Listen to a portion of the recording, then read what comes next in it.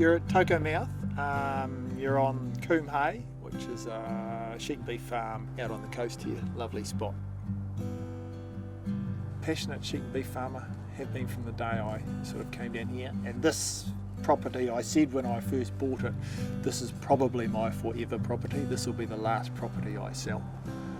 So since I've been here, we've fenced off about 25 kilometres of waterways. We're in the process at the moment of stock excluding a number of native bush areas which are going to go into Kiwi 2 covenants. About 90% of the water that lands on this farm flows through a natural stock excluded wetland before it gets into any main water body. The natural wetlands were kind of there and we've just utilised opportunities to put fences up around them. I'll often look at a problem for 2 or 3 years before I come up with a solution, but the solution is always much, much better than the first answer.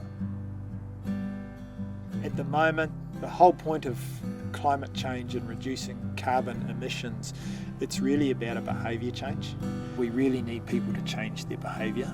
Now, New Zealand food producers are some of the most carbon efficient food producers in the world, and so from a farmer's point of view it's very frustrating to see people saying we have to slash our agricultural production in this country, and the reality is if New Zealand doesn't produce it, someone else will, and they will produce it with a higher carbon footprint than is currently being achieved in New Zealand.